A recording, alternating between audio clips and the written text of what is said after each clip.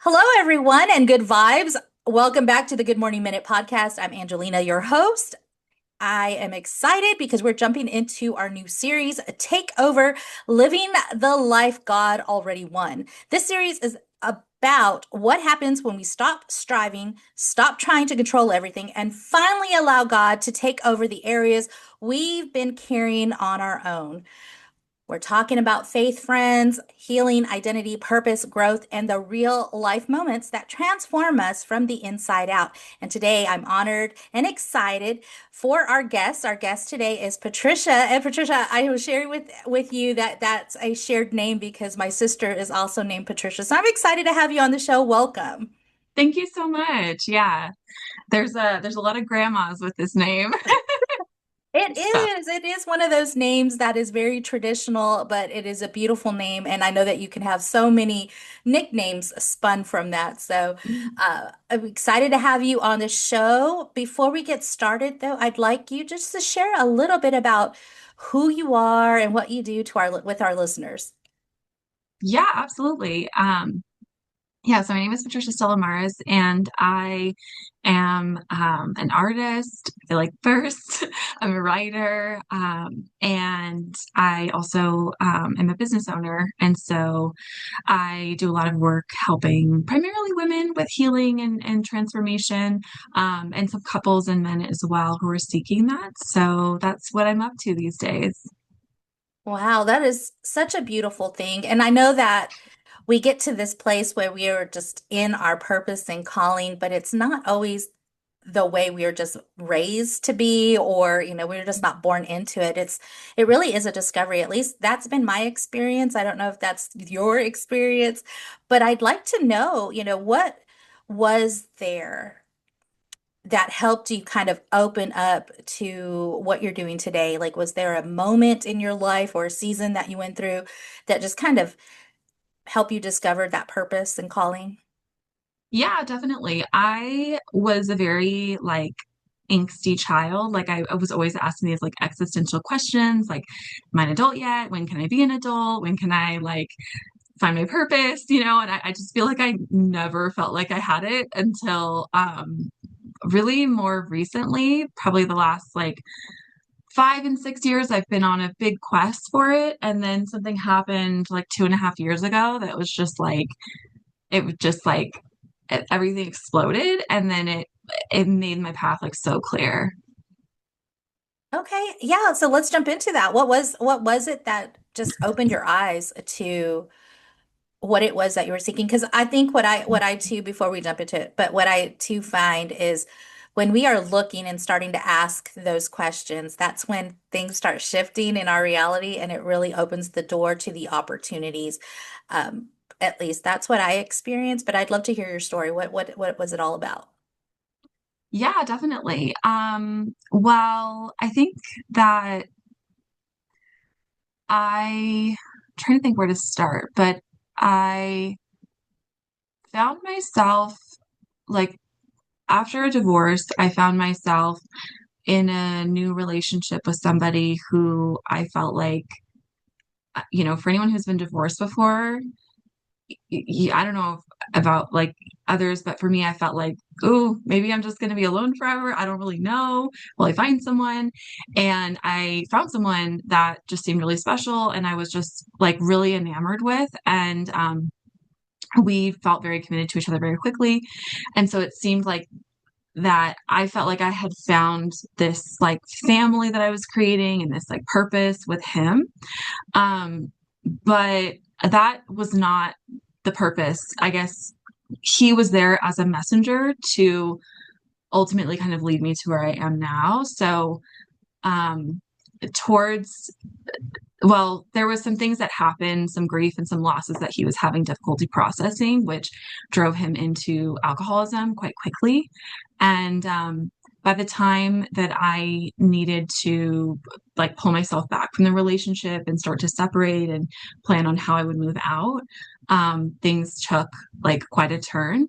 And the aftermath of that is really kind of, I think, this like big rupture that kind of brought me to where I am now. Oh, wow. And so I know that you're kind of briefly just disclosing this, but Mhm. first of all, I've been through some divorces, and it's hard. It's hard to find yourself through those things because it does impact your identity, and you're grieving. You're grieving over the idea of what could have been or what you wanted to happen in that particular relationship that never took place. And so there's a lot of things that you have to walk through coming out of a divorce. And so stepping into a new relationship has to be even more intentional because you're coming with so much trauma or hurt or grief, from that one relationship into another. And then, wherever that other person is, they're bringing their stuff in too.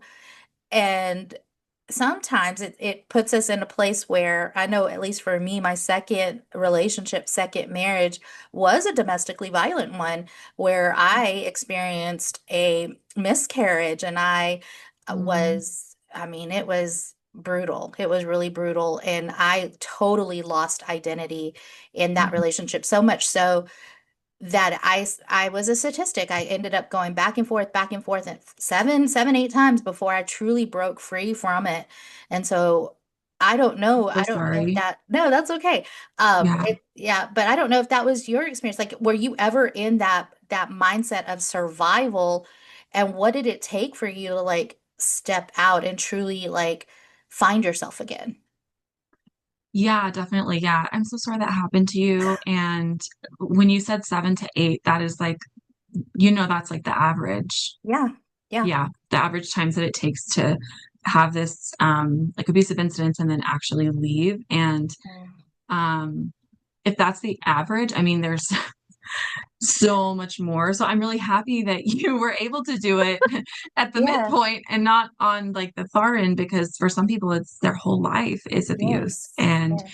they know it's wrong. But if it's all they've known, it's hard to imagine that you could have a love with so much less pain, you know? Mhm. Mhm. So, yeah. So, remind me your question. Yeah, was there ever a moment of survival for you? Was there ever a time where you Mhm. were questioning, who am I, as these things were unfolding? Yeah. So in my case, I had experienced, you know, from the point of conception, my mother was experiencing a lot of abuse Mhm. by my father, and I had a very tumultuous like home. So I had fortunately always had really clear boundaries with men as like I do not accept emotional abuse, sexual or physical, and it was just a clear like if that happens, like I'm done. So in this case, he actually was never physically violent until he was. And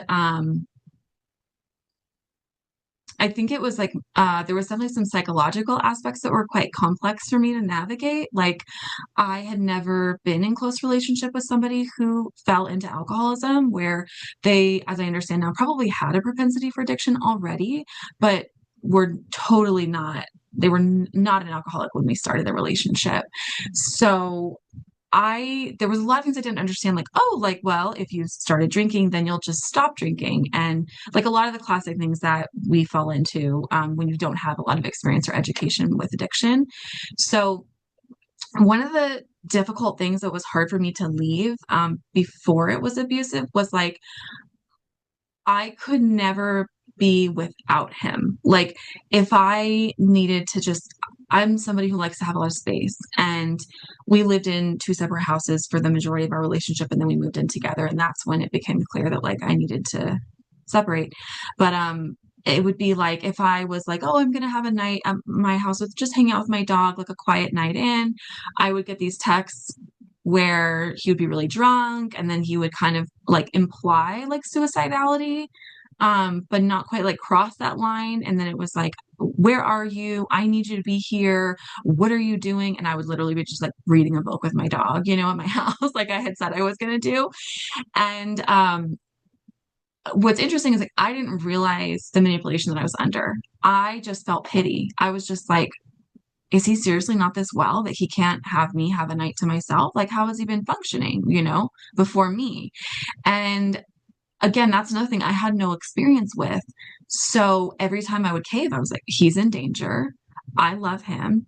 I need to go and be there with him so that he doesn't take his life or hurt himself or whatever. He was like he would just text like, all these like things. And that was kind of the beginning of where I felt this like codependency really like just really strengthening of like, oh, like he can't function without me. That was my interpretation. And so then it was just so hard to like separate myself, even to just like get the space I needed, even to focus at work and other things like that. So, that was kind of some of the like early things that were signs that I did not recognize, at the time. Yeah, no, and I'm hearing so many commonalities within your story and my story too, because you mentioned your mom and dad having this just tumultuous relationship and the household. That's similar to what I experienced growing up as well. And even though we consciously look at that and go, well, I'm not going to tolerate that. I know for me, my solution was, well, I'm never getting married. And I ended up I thought the marrying three times and getting a divorce. And I was like, but that's the teenage brain, right? And it's not fully developed, but that's what I thought was the answer. And the solution was like, you know what, if I never get married, that'll never happen to me. If I never yeah. have children, they'll never experience what I went through.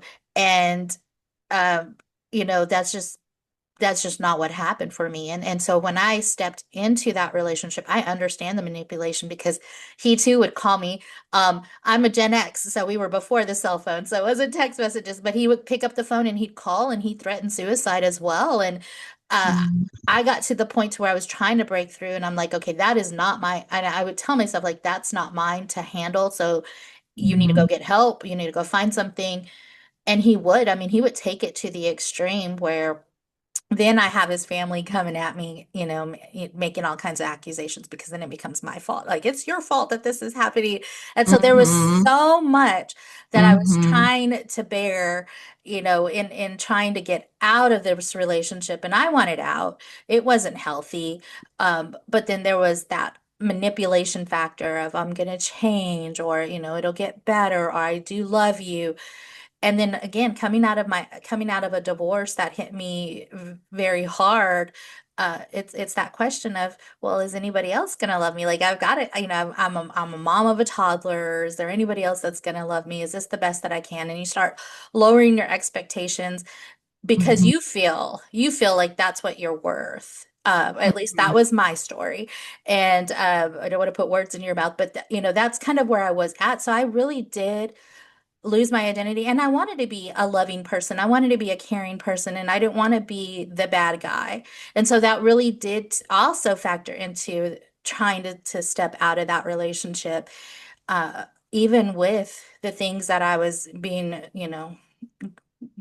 thrown at and all the accusations and the different things, because it was financial, it was emotional, it was isolating. I mean, it was just all the things, like a little checklist of things uh, Mhm. that you go through when there is this domestic violence situation in your household.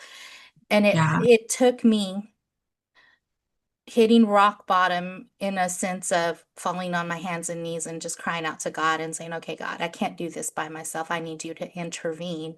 And when he Mhm. intervenes, like he does bring that divider in, but it's still hard because now I'm having to find the strength to actually go through with the separation and to truly rebuild my life. Was that your experience? Like, what was it like for you when you finally just said, enough's enough, I'm gonna Yeah, move there's so forward? many things that I Yeah. resonated with in your story. I think like you had mentioned like you knew that you needed to leave. It sounded like there was like a long period of that, and we were together Yeah. for 2 years, and there was this attachment that was stronger than what I had with my husband, who I was with for 12 years. It was Mhm. just this wild attachment, I don't know about for you, but I had like a list of like what I wanted, like, it's like my like recipe, and I wanted to camp, and I want to go outside, and I want this and this. And it was like I had created this man, and then he was so many things I had prayed so hard for. And I got that really conflated. And I believed what he would say. Like he was really good at making promises. Like so many of these men are really good at making promises and saying all these words. And then now I understand you have to look at their actions. What are their daily actions to lead to the future that they want in the present? If the present is not good, it's not going to get better.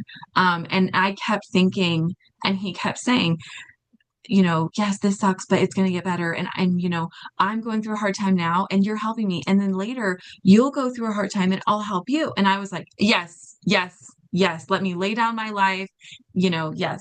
And, cause I was like, well, this is what I prayed for. So I just have to make it work.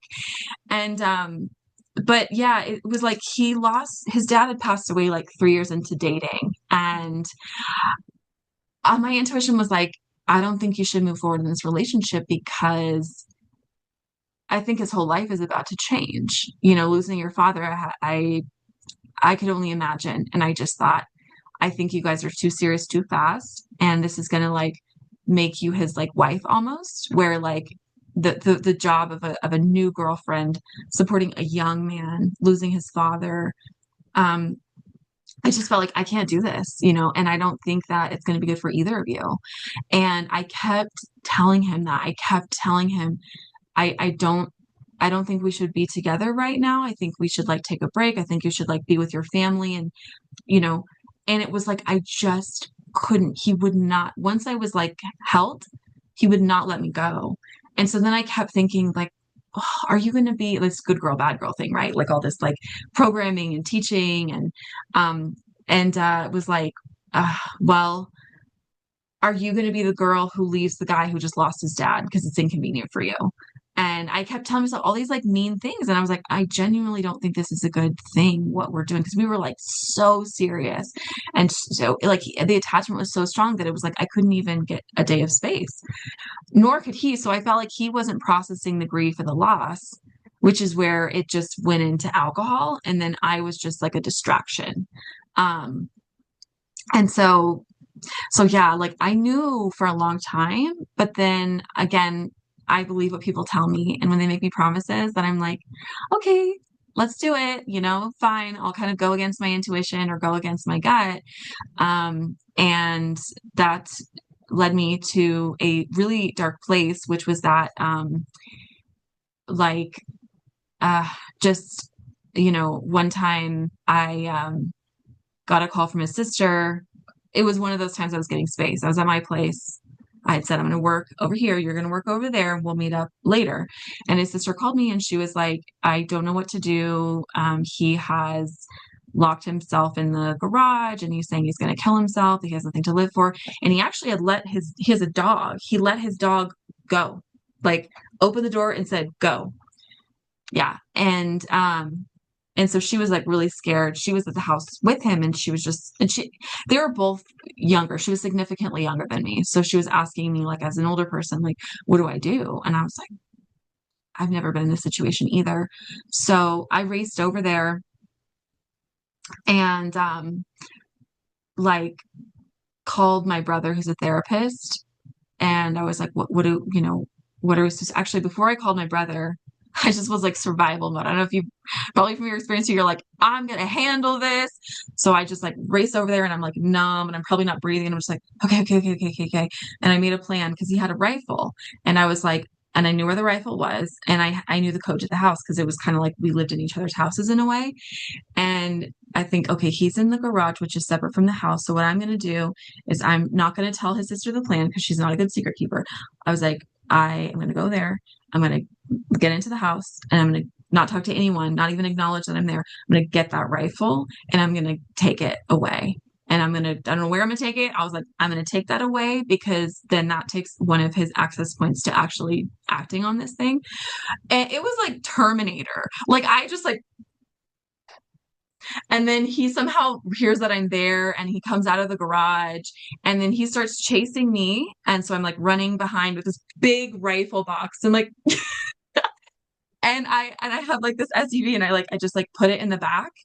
And I was like, not even, I was just like, just get out of here, get out of here, just move, move, move, put it in the back. And I didn't even shut the trunk because he's actually like a competitive athlete. So he was like running and I'm like, I'm not that athletic. Like I gotta go. But he was also really wasted. And fortunately, I got away. I was driving a couple blocks, like it was like how slow that the gun doesn't fall out of your trunk because it's a flat, or how fat, like I was like, ugh. And then I got like 3 blocks away and he realized like he couldn't, he was like, okay, fine. He went back to his house. And then I shut my trunk. I raced over to my house. I like hide it in the rafters in my garage because I'm pretty sure he had a key to my house. Like at that point, we've been together for a while and it's just like, oh my gosh, he's gonna be so mad at me, but like I don't care. Like I just have to like take away this option. So then I call his sister. I'm like, I take the gun, whatever. She's like, good, good, good. Okay, come back. I'm like, okay. So we come back. Anyways, we call the police. He denies the whole thing. Um, I call his mom. I said, can you please get over here because your son needs you so freaking much right now. Like, and she was like inconvenienced by it. And the people were like, it wasn't the police, it was like a suicide prevention. And they kind of sat us down. They were like, here's resources, here's things that you can do as a family and for him. And I mean, they were just like, I had done a bunch of mental health stuff already. And I was like, how is this my life right now? They were all like in kind of complete denial. Like, no, we don't need any help. We're not going to do anything. And so that was like a really big thing where, again, I should have just left. Like, I should have just been like, this is too much. I'm out. But I was like, I can help this. He has nobody to help him. His family is not helping him. The system isn't helping him, but I can help him. So that was another big event. Mhm. I'm Yeah. sharing this because if you find yourself in that position, you should definitely leave. Yeah. Oh wow. No, it just it pulls up so many memories for myself too, because I know all of that and family who isn't really wanting to help or get involved and all of that stuff. Like it's just I understand and it's hard. Um Hmm.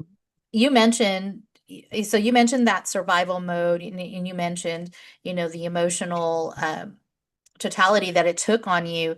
Like what was that like? Where did you get to a place where you felt stuck and then what did you do or what was it that kind of helped you step out? Because you were only in it for 2 years. Like my experience was 7 years. And so like what was it that helped you get out of it? Um, I had gained like 30 pounds. My work was really suffering. I had always been like very successful in my career and just really good at my job and like getting so many accolades. And my attention was so split because I worked from home and um, he quit his job shortly after his dad died to just like waste away on the couch and drink. And so it's hard because like I couldn't work. If I worked at my house, I was focused, but then I wasn't really because then I get texts and calls constantly. And so then if I worked at his house, like then he would be having his crises around me. And that was one of the big things. I was like, you don't have family support to support you financially. So if you lose your job for this guy and he's not been working for this amount of time and he didn't graduate college because of his own challenges, and he's an alcoholic. Like I was like, this cannot be your life. Like this is not what you've worked so hard for, and what you've like established for yourself after all these years. I just kept saying, this cannot be your reality. And it is, but you have to figure out a way to like change it. And I just kept, for too long, I kept thinking, we'll change it. We'll heal him. And that's going to be the change. But I just could not accept the reality that was like, you need to let him go. You need to let him go and do whatever it is that he's going to do because this is harming you so much. So I had a lot of like work, so much missed work. And, and so, yeah, like at one point I was just like, dude, my career is suffering. I've missed so much work because I get these calls to come pick you up because you're trying to drive and your family wants me to, like, the family always made me rescue him when he was in their care. Like, I wasn't even around. They'd be with him and then they would insist that I fix it. And I kept thinking that that was my job. And so what happened was there was one day where I was just like, sir, I am not available to you. Like, I was like, if you don't go to therapy in the next week, like, I'm done, because we've been talking about rehab for so long. There was a place available. I had the money set aside. It was like we were planning and talking about this addiction, and if he just kept promising and not showing up for any of it. And so I made this ultimatum and I asked him to go away for the weekend. And I don't think I was ready to face it with myself, but I am a survivor and I knew that I was going to move out in some way. And I hadn't told him. And he packed a suitcase. And then the next morning, it was time for him to leave on his trip that he agreed to take. So just go clear your head. Please go to the mountains. Like, I need you to leave. Um, and so then in the morning I woke up and I was like, hey, what's your plan? Like, do I make you breakfast to like send you off? Like, I was just like, please leave, you know? And he's like, I'm not leaving. And if you want to leave, then you're gonna have to leave. And I was just like, oh my God, what am I gonna do? So I hop in my car, I say, okay, I'm gonna go to Starbucks because I didn't want him to know what my plan was. Do you know what I mean? Mhm. So I was trying to be like, okay, all right, I'm gonna go to Starbucks now, like to figure out what's the next plan. And girl, when I was at Starbucks, he changed the lock combination to lock me out of what was now my house with him, with Wow. my dog inside. And on top of that, his car wasn't at the house. So I'm like, okay, so we have this like unstable suicidal man who's waking up at 7 a.m. to drink shots, did that today, now drove his car somewhere, and I'm locked out and our dogs are locked inside. And I thought, like, maybe he left for the weekend. I was just like, what the heck am I going to do? I called Mhm. his mom to ask for her to help me to get into my house to get my dog to just pack a bag and just leave. And she had a key and she refused. Wow. She refused because she didn't want to get involved in our personal matters, is what she said. And I was like, your son has locked me out of my house with my dogs. I was like, this is not safe. This is not safe. And she had been a domestic violence survivor. I already knew that.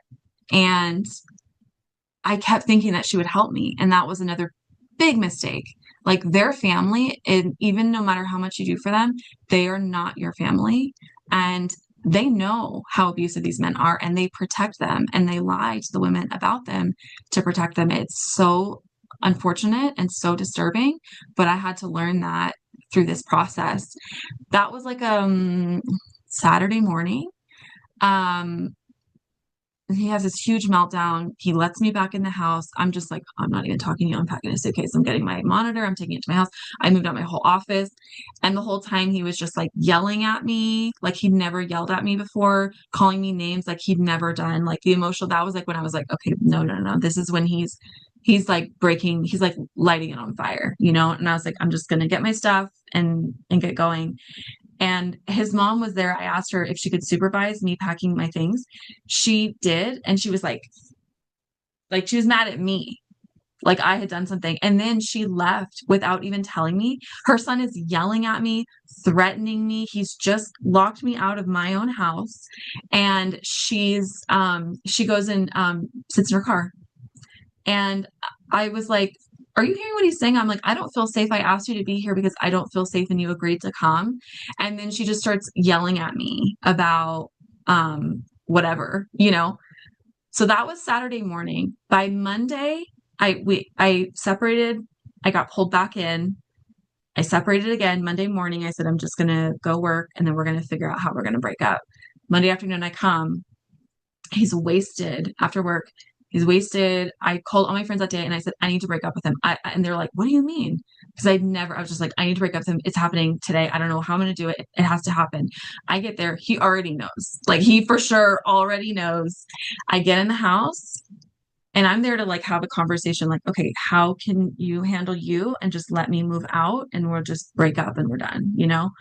And yeah, it was so crazy. So I want to pause there and just see if you have any questions. No, I mean, you're walking, like, it's literally like you're walking me through a situation in my own story as well. But Yeah. that's so hard. So, Hmm. so when you finally got out, like when you finally were able to break at least the physical barrier, because you're no Hmm. longer living in the same household, then what was that next phase like? Because I mean, there's still that Hmm. emotional and just almost, just that residue of that Yeah. physical relationship. Like what were the things that you had to do for yourself to really truly heal from this so that you can continue to move forward? Yeah. So what happened is on that Monday afternoon, I get inside the house and he's decided that he's going to try to kill me and that I tells me I cannot exist without him. That by the time he's done with me, he's going to destroy me and everything I love. And he proceeds to assault me and proceeds to hold me against my will and commit a felony of I don't even know what it means when they hold you against your will in your own house or whatever. So it was this whole struggle for me to just like, I could see, I could hear my yoga teacher that was like, just breathe. I could hear myself saying, just witness who this is because this is who this is. And this is going to be the last time that you are ever experiencing this. I kept telling myself this is temporary. I was in such shock because he was saying the most horrible things that he never said while physically assaulting me. And all I was trying to do was escape. I was like, just please let me live. Just please let me leave. Just let me leave. And I didn't need any of my stuff, and I just wanted my dog. And he wouldn't let me leave with my dog and he wouldn't let me leave. So it was a long struggle of that and a lot of injuries that happened, obviously physically, but also emotionally and spiritually. And I did break free. I did call the police. I went into hiding without my dog, without any of my things. And yeah, it was a really difficult time. I think something I'm curious if you've heard of, but it's a really and I've actually been writing a book about this. I'm writing a memoir. I've finished the manuscript, but I'm editing it now.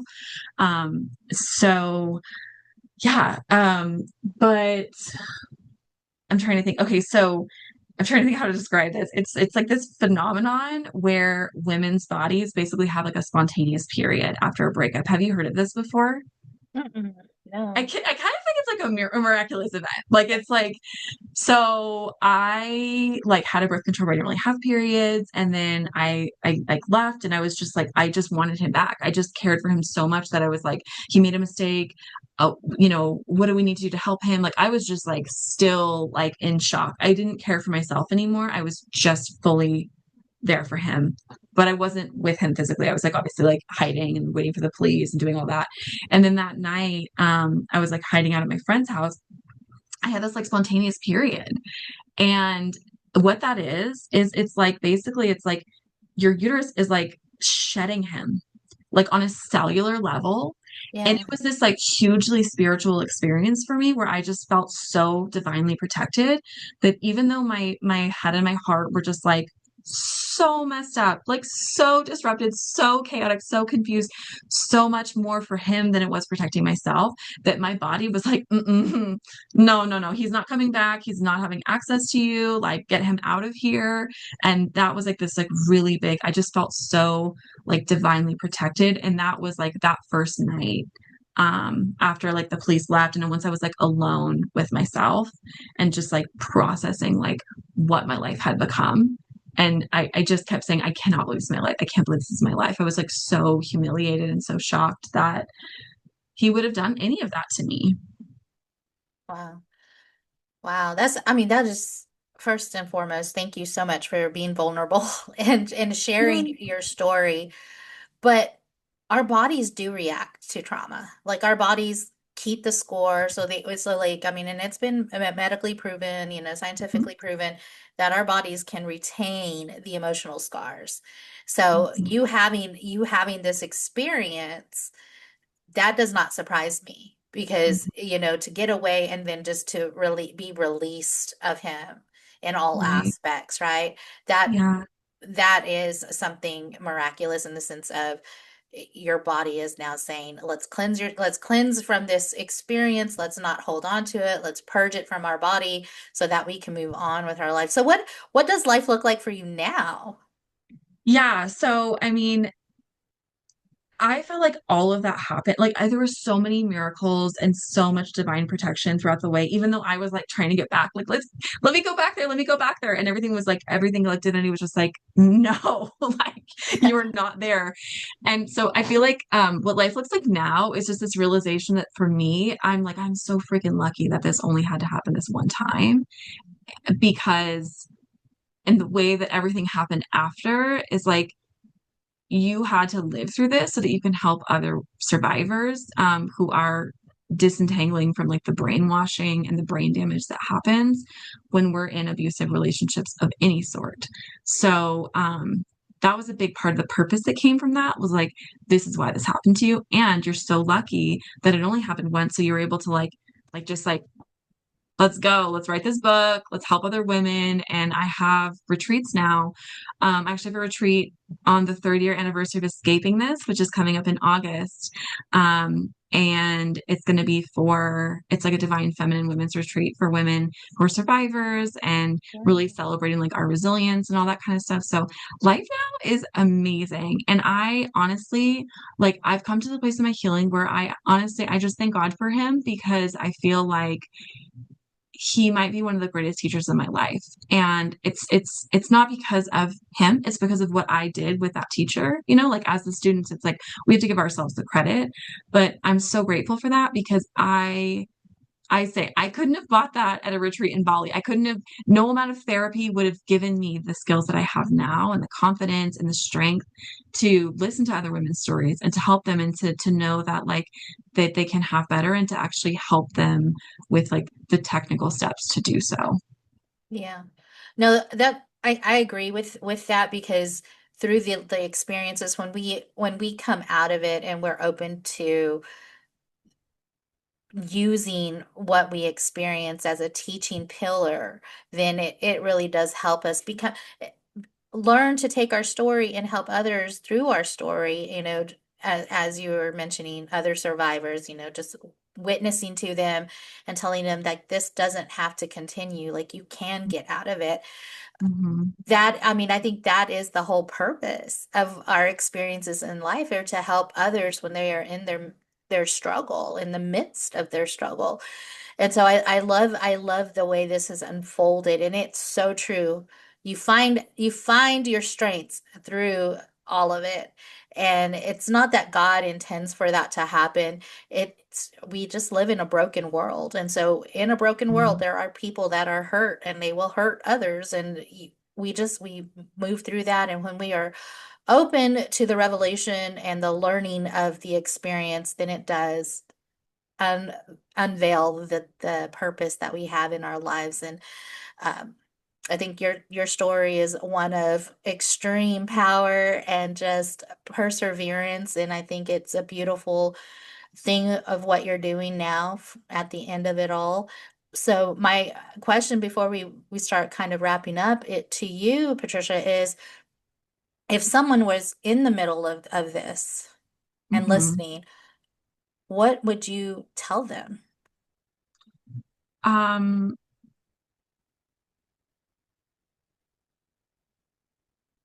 I think that I would say that you shouldn't have to work so hard to be loved. And that love, this is not love because pure love, we can call this love. There's many ways that we can use the word love, but like love as it is designed to be experienced as a human should not be this painful. And and it's not something that you need to change. You just need to leave it. We need to let, like you said, there's people that are going to hurt people. We just need to let them and get far away from them because we can't change them. So true. All right, Patricia. Well, before we wrap up, I do want to give you an opportunity to share what you're doing now or where people can find you if they want to learn more about your retreat. So share Oh with yeah. us. Yeah, absolutely. Yeah. So So the name of my business is called Invocation Healing Arts and Retreats. And so if you look that up, you can find me, but the website is invocationhealingarts.com. And then I have a like retreats and wellness offerings through my Instagram at Invocation Retreats. And then as an artist, I do a lot of like creative expression and using like trauma and emotions to alchemize into like love and light and transformation through art. So that is on my Instagram, which is at Invocation Healing Arts. And so I teach classes for people virtually in person here in New Mexico. I have people that work with me from around the country. We have a really special team and it's a very special state. And there's so many amazing like healers and medicine women and all these amazing people that are mostly women and create really like safe, nourishing experiences that feel like almost like your best, the nicest like grandma that maybe you had or didn't have, coming into her home, being like fed, being nourished, having breath work, all this really cool stuff. So it's very like nourishing. And if that sounds interesting, you can always reach out and get in touch. Wonderful. Well, if listeners walk away wanting to, or just to take a tidbit, something tangible with them, what's one thing from this conversation you would want them to know? Mm, I think like just that like you're actually never alone, even when you feel alone. You are alone in your own experience, but like you're not in this world.